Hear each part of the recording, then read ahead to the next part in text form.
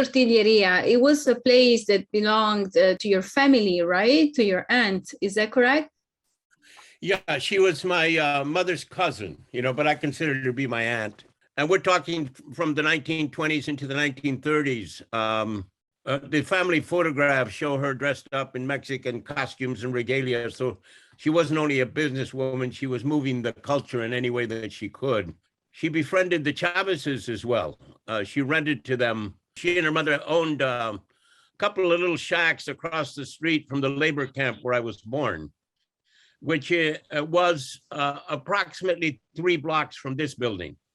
I think it's around 10th and Ellington is this corner. She lived a couple of blocks between 11th and 12th Ellington, and then the labor camp was across the street. The labor camp was destroyed by the new Highway 99 that came through in the 1950s. They just rammed it through the barrio. But the labor camp she lived a couple of blocks between 11th and 12th Ellington, and then the labor camp was across the street. These small towns were practically labor camps by themselves. So it's still the case in many of those little towns in the valley.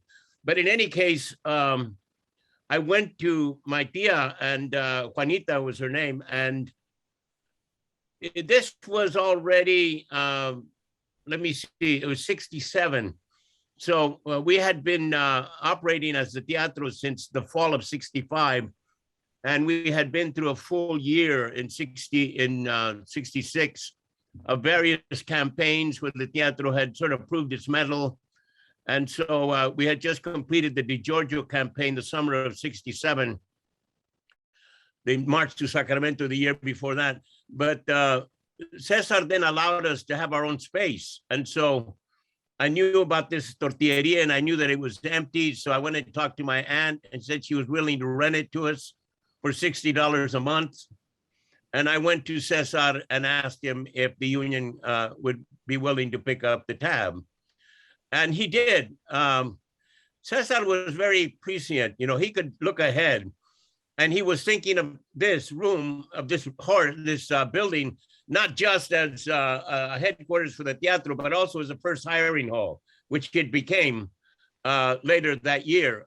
When we went on our first national tour for 2 months across the country, they turned it into the first hiring hall, having had won the first contracts. I think it's back to being a neighborhood grocery store. The last time I saw it, it's in the barrio, directly in the barrio. And we love that. We love the fact that it was a storefront surrounded by all these families.